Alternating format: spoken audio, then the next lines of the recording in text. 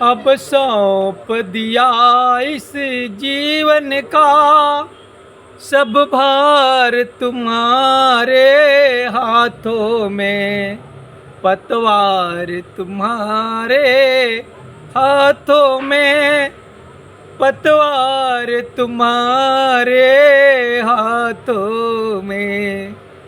अपने जीवन का सारा भार सदगुरु के पास सौंप देना चाहिए, सदगुरु के हवाले कर देना चाहिए, क्योंकि बंधन खोलने का युक्ति उनके पास है।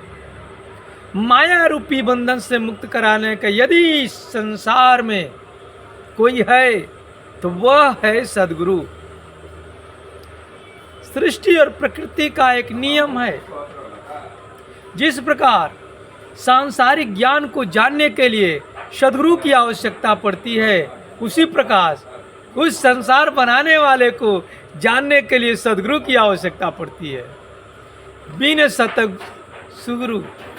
सदगुरु के जो सत्कर्म होता है करना मुश्किल होता है। यदि हो भी गया तो क्या कहते हैं, अरे वही हाल है, वह फलित तो होगा लेकिन ठीक उसी प्रकार होगा जिस प्रकार एक बच्चे को विद्यालय में पढ़ाया जाए और दूसरे बच्चों को सिर्फ कोचिंग कराया जाए।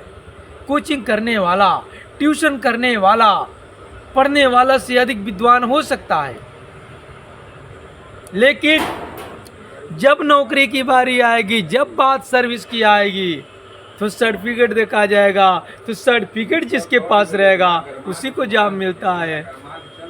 अर्थात सांसारिक ज्ञान को सीखने के लिए भी सर्टिफिकेट की आवश्यकता होती है।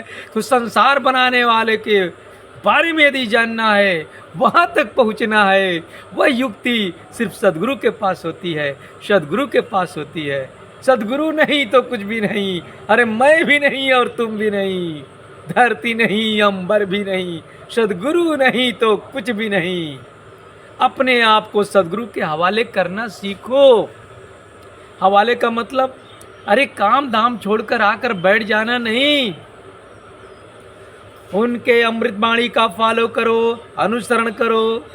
दया चाहते हो तो दया करना सीखो, तुम भी किसी का भला करना सीखो, तुम भी किसी का भला करना सीखो। सदगुरु की वाणी को फॉलो करो, तभी मुक्ति मिलेगी। युक्ति तो सदगुरु के पास होती है।